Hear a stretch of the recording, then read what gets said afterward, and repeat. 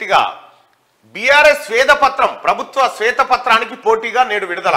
తమ పాలనపై తెలంగాణ భవన్లో కేటీఆర్ ప్రెజెంటేషన్ ఇస్తారట. రాత్రింబవలు చెమటోడ్చి తెలంగాణ ప్రతిష్టను నిర్మించిరట. ఇల్లు విఫల రాష్ట్రంగా చూపిస్తే సహించబోమని హెచ్చరిక. వీళ్ళ కథ ఏందో చూద్దాం. తెలంగాణలో గత 9.5 ఏళ్లలో సాధించిన అభివృద్ధి, సృష్టించిన సంపదను తెలిపేందుకు పవర్ పాయింట్ ప్రెజెంటేషన్ ఏర్పాటు చేసినట్టు బీఆర్ఎస్ కార్యనిర్వాహక అధ్యక్షుడు డామారావు వెల్లడించారు. సలీం ఫేకు వెల్లడించారు. తెలంగాణ భవన్ వేదికగా శనివారం ఉదయం 11 గంటలకు శ్వేతపత్రం విడుదల చేయనున్నట్టు శుక్రవారం ఒక ప్రకటనలో తెలిపారు. 9.5 ఏళ్ల తెలంగాణ ప్రగతి ప్రస్థానం దేశ చరిత్రలోనే ఓ సువర్ణ అధ్యాయం అన్నారు. పగలు రాత్రి తేడా లేకుండా రెక్కల కష్టంతో చెమటోడ్చి నిర్మించిన ఎవరి రెక్కల కష్టంతో నిర్మించిరయ్యా? ప్రజల రెక్కల కష్టం. ఆ రెక్కల కష్టం చేస్తా ఉంటే ఇప్పుడు ఏమైనా కూలికి పోతే కలవ పోతేనో కొయ్య పోతేనో ఏదో ముల్లో బిల్లో గుచ్చుకుంటారు కదా, మీ చేతులు చూపెట్టరు. ఏడ గుచ్చుకునేయో ఏడ చూపెట్టి ఏడున్నాయో చూపెట్టరా ఒక్కసారి చూద్దాం. అన్ని బజవాయి మాటలే. చెమట తీసిరట ఇల్లు. పగలు రాత్రి తేడా లేకుండా రెక్కల కష్టంతో చెమటోడ్చి నిర్మించిన తెలంగాణ అన్నట. ఎవరి రెక్కల కష్టము, ఎవడు బతికిండు, విఫల రాష్ట్రంగా చూపిస్తే భరించమని, అందుకే జరిగిన అభివృద్ధిని గణాంకాలతో సహా వివరించేందుకు తాను ప్రెజెంటేషన్ ఇవ్వనున్నట్టు కేటీఆర్ తెలిపారు. కాంగ్రెస్ నేతృత్వంలోని కొత్త ప్రభుత్వం శ్వేతపత్రాల రూపంలో రాష్ట్ర ఆర్థిక పరిస్థితిపై వరుస నివేదికలు ఇవ్వగా తమకు కూడా సభలో గణాంకాలు ప్రవేశపెట్టే అవకాశం ఇవ్వాలని బీఆర్ఎస్ ప్రజాప్రతినిధులు కోరారు. అందుకు ప్రభుత్వం అవకాశం ఇవ్వలేదు. ఈ నేపథ్యంలోనే శ్వేతపత్రం విడుదలకు కేటీఆర్ పూనుకున్నారు. ఆటో డ్రైవర్ ఇక ఇలా కథ ఏంటంటే, ఇప్పుడు ప్రభుత్వం మొన్న ముఖ్యమంత్రి గారు రేవంత్ రెడ్డి గారు కానీ బట్టి విక్రమార్క గారు కానీ శ్వేతపత్రాన్ని అప్పుల సంగతి ఏంది, ఎట్లా నాశనం అయింది అనేది విడుదల చేసిరు కదా. విడుదల చేస్తే అది అంత తప్పుల తడక అంటారు. ఎవరు ఇచ్చిరు మరి వాళ్ళకు? ముఖ్యమంత్రి గారికి బట్టి గారికి ప్రజల ముందు పెట్టింది ఎవరు? కేసీఆర్ కింద పనిచేసిన అధికారులే. అదే వాళ్ళకి వీళ్ళ కింద పనిచేసిన వాళ్ళే నాశనం అయిందని రిపోర్ట్ ఇచ్చిరు. మళ్ళీ ఇప్పుడు దాన్ని తప్పని చెప్తారట. ఆటో డ్రైవర్ల సమస్యలపై అధ్యయనం చేస్తావరా చూసిరా? వీళ్ళు అధికారంలో ఉంటే ఆటో డ్రైవర్ లేకపోయి అసలు ఎవరిని పట్టించుకోకపోవు. వీళ్ళని భూమి మీదకి తీసుకొచ్చిరుగా జనం. అహంకారాన్ని, ఆకాశం అంతా ఎత్తుకెదిగిన అహంకారాన్ని తీసుకొచ్చి భూమి కాడేసి తొక్కిరు జనం.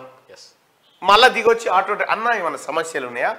అరే అధికారంలో ఉన్నప్పుడు పట్టించుకోకపోతేవి, మరి మనిషిని లేక చూడకపోతేవి, వారికి తిన్నవా పన్నవా అని కూడా అడగకపోతేవి, ఇవాళ అధికారం పోగానే మళ్ళా ఆటో డ్రైవర్ల సమస్యల పైన అధ్యయనం చేస్తారట. ఆయన కలిసే అవకాశం కూడా ఓ రిప్రజెంటేషన్ ఇచ్చే అవకాశం కూడా ఇవ్వకపోతే ఆటో డ్రైవర్ల సమస్యలపై విస్తృతంగా అధ్యయనం చేసేందుకు బీఆర్ఎస్ కార్మిక విభాగం ఆధ్వర్యంలో కమిటీ వేస్తున్నట్లు కేటీఆర్ తెలిపారు.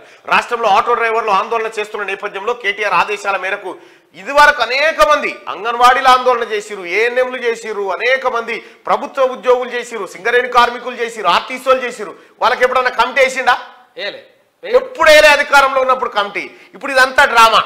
చచ్చిపోతే పట్టించుకోలే. ఆర్టీసీ కార్మికులు 50 మంది చచ్చిపోతే పరిష్కార మార్గాలు తెలుసుకునేందుకు కమిటీ ఏర్పాటు చేస్తున్నామన్నారు. కార్మిక నేతలు రూప్ సింగ్, రాంబాబు యాదవ్, మారేలు ఆటో డ్రైవర్ల ప్రతినిధులతో మాట్లాడతారన్నారు. ఓలా, ఉబర్, ఇతర టాక్సీ డ్రైవర్లతోనూ చర్చించి నివేదిక రూపొందిస్తామని చెప్పారు. దాని ఆధారంగా ప్రభుత్వానికి సూచనలు చేస్తామని చెప్పి ఆయన చెప్పిండు. ఇక ఎటు హోంకు కేటీఆర్, డ్రైవింగ్ లో హరీష్. రాష్ట్రపతి ముర్ము ఇచ్చిన విందుకు బీజేపీ నేతలు తెలంగాణ భవన్ నుంచి వెళ్లారు. కేటీఆర్ ఎమ్మెల్యే కొత్త ప్రభాకర్ రెడ్డికి చెందిన కారును కేటీఆర్ స్వయంగా నడుపుతూ బొల్లారం రాష్ట్రపతి ఆతిథ్యం ఇచ్చే హోమ్ రిసెప్షన్ కు హాజరయ్యారు. కేటీఆర్ పక్కన మాజీ మంత్రి ఎమ్మెల్యే హరీష్ రావు కూడా కూర్చున్నట. కారు నడుపుకుంటా పోతున్నట. మీరే నడుపుకోవాలి ఈసారి. ఎవరు నడిపే ఛాన్స్ కూడా లేదు ఎవరికి. ఎందుకంటే ఇప్పటికైనా టీఆర్ఎస్ పార్టీ నాయకులు ఆలోచన చేసుకోవాలి. డ్రైవర్, క్లీనర్లు కారుకు వీళ్ళే ఉంటారు. మిమ్మల్ని స్టీరింగ్ సీట్లకు రానియరు. ఎప్పటికైనా వీళ్ళే. అందుకోసమే ఇక ఇప్పుడు కమిటీ ఎత్తా అంటున్నావు కదా ఆటో డ్రైవర్ల సమస్యల పైన. కాళేశ్వరం కూలింది కదా, ఒక కమిటీ వేద్దామా? దాని మీద కూడా మియాపూర్ ల్యాండ్ స్కామ్ మీద వేద్దామా ఒక కమిటీ? ఎక్కడెక్కడ వేద్దాం చెప్పు? అనేకమైన భూదందాలు చేసినావు కదా, వాటి మీద వేద్దామా? శేర్లింగంపల్లి మండలంలో నువ్వు చేసిన పెంట అంత ఉంది కదా, ఆడేద్దామా కమిటీ? నిరుద్యోగ వృత్తి ఎందుకు ఇవ్వాలో కమిటీ వేద్దామా? ఇంటర్ పేపర్ ఎట్లా లీక్ అయిందో కమిటీ వేద్దామా? ఏమాయా నీ సిట్ ఏమాయా, నీ బిట్ ఏమాయా? గతంలో కాదు టీఎస్పీఎస్సీ ప్రక్షాళన ఏమాయా, టీఎస్పీఎస్సీ కథ ఏమాయా? ఇదంతా మెల్లగా వచ్చి నిరుద్యోగుల కాడ అరుగు మీద కూర్చొని మాట్లాడుకుంటూ ఏదో పొడుస్తున్నట్టు ఏదో చేస్తున్నట్టుగా బిల్డప్లు బంద్ చేయి. ఇంకా ఎన్ని రోజులు చూపిస్తావు? చూపించే కాడ చూపిస్తేనే జనం సుక్కలు చూపెట్టు. నీకు నిరుద్యోగులు చేస్తే మిమ్మల్ని నిరుద్యోగులు చేసి నిరుద్యోగులు అదే జరిగింది. మేము అదే అనుకున్నాం, అదే అయింది.